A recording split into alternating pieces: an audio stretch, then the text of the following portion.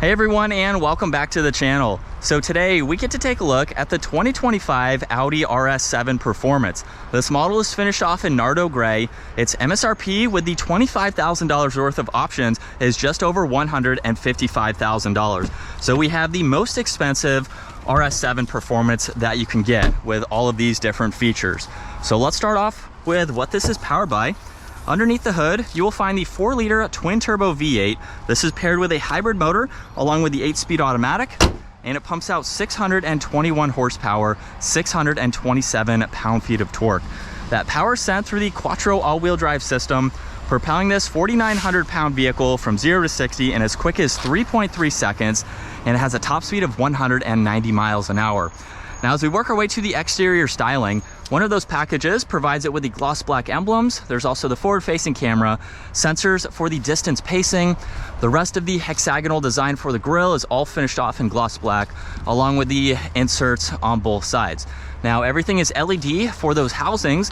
There's more gloss black for the lower section of that bumper there, and then 4 distinctive lines that come down the hood to meet the top of this trim accent very nicely. All of the edges just give it a really nice and sporty design for up front. Now, this model is also equipped with a set of 22-inch wheels with a nice two-tone design to them. There's the RS brakes with the 8 pistons up front, and then there's more gloss black for the lower side skirt. It's also on the power folding side mirrors where there's a camera and a turn signal. There's the sunroof up top, more gloss black for the rest of the window trim, and then some nice lines in that lower section leading all the way to the back. Now, you'll notice this isn't your traditional sedan. It has more of that hatchback and coupe-like design to it. Now, as we work our way to the back, there's the gloss black emblems. There's also LED lighting. There's all of the parking sensors, more gloss black with the dual exhaust down below. And as you can tell, there's the deployable rear spoiler that you can pop up. It will, of course, go up at speeds, but you can also push on a button to activate that as needed. Now, here's where you get a lot more practicality out of this vehicle. You don't have that traditional trunk opening, so you have a very large area where you can place some larger items if you need to. There's even Alcantara on this cover here, where you do have the manual adjusting sunshade, so you can pop that up. There's also a little bit of storage underneath the floor. You might be able to fit a spare tire if you remove all of this, but you really don't need to do that. You have some tie-down hooks, so you can also fold down the back seats if you need to. So you have quite a lot of space. This would be a very practical vehicle with how that is set up. Now, there's also the proximity door handles, so you can lock and unlock this from the back. And here's where we get to a lot of the very nice materials. So there's leather, there's the brushed aluminum, there's Alcantara, as well as the blue weave in the carbon fiber. There's the Bang & Olufsen sound system storage in the lower section, and all of the stitching too.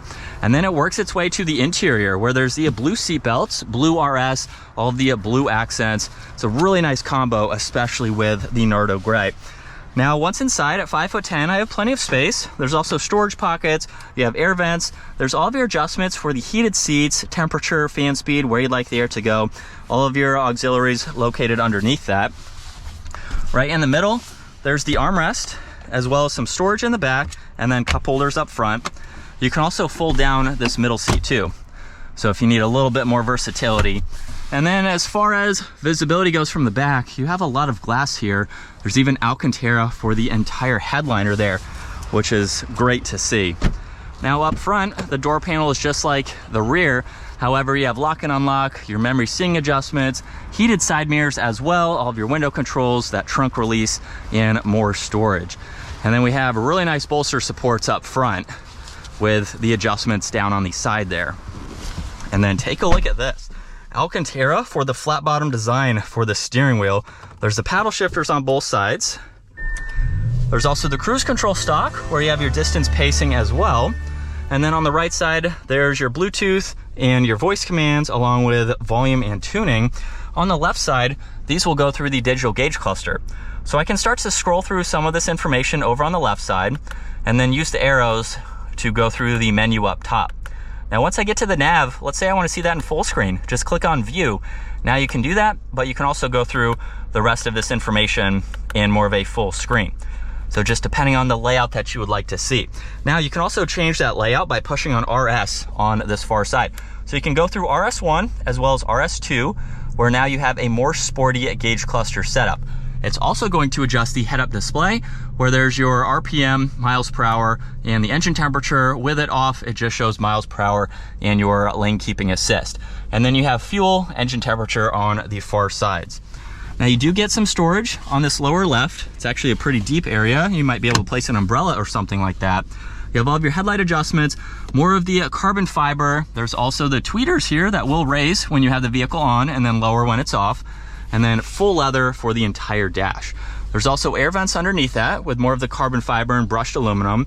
And then right in the middle, we have 2 screens to go through. So on the upper screen, you have one menu setting here where you can look at a ton of information, and then you can also get into the rest of these icons depending on what you need to get into. There's also the shortcuts laid out on this left side, so you can quickly go through all of that. Now underneath that, you'll notice there's the engine start stop, as well as a parallel parking feature. So you can click on that icon. You also have shortcuts to program for the navigation.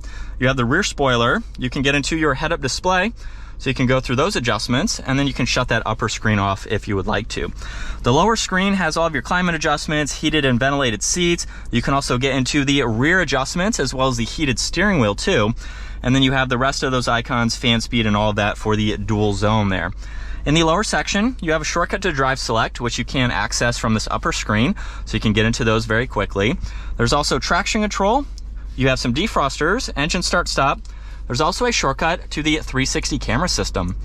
So you can go through all of these. You have no shortage of visibility around the entire vehicle, which is nice. There's also another shortcut for the parallel parking feature, and you do have a setting for the driver assistance, so you can go through those as needed.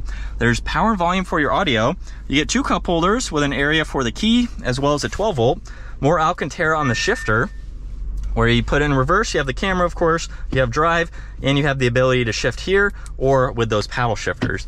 Behind that, there's the e-brake. You also have the adjustable armrest, which is finished off in Alcantara. You get wireless charging with more auxiliaries and some storage, more Alcantara going down both sides. Glove box also has plenty of space. You have the rear view mirror, touch sensitive dome lights, and then the controls for that sunshade and the sunroof. And then here's a look at visibility. Pillars in the back are pretty thin. So for its exterior design with more of that coupe-like look, you still have a lot of glass to see around. And while we are still in one of the RS settings from second gear, here we go.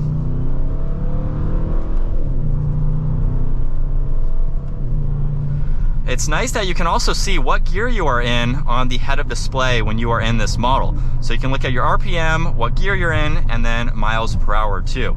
So you get a lot more of the performance-oriented information, which is nice. So it's really neat that just depending on how you're driving, you can look up the information that is needed for the day.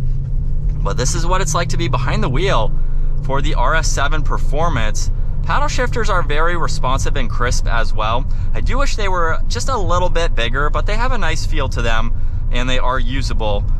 Especially in an RS7, it's nice that they're very quick and you can easily reach them. This is such a fun vehicle to drive. It would be awesome to have one as a press vehicle so we could go to the mountains and really experience the performance of this model.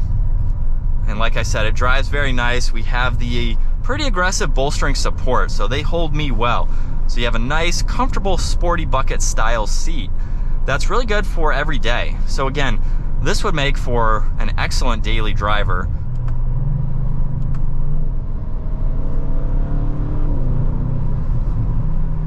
It's got a little bit of a pop to it in those exhausts too, which you could make louder with an aftermarket exhaust, so it's pretty tame from the factory. And then as we make a U-turn here, this has a really good turning radius because it also features rear wheel steering.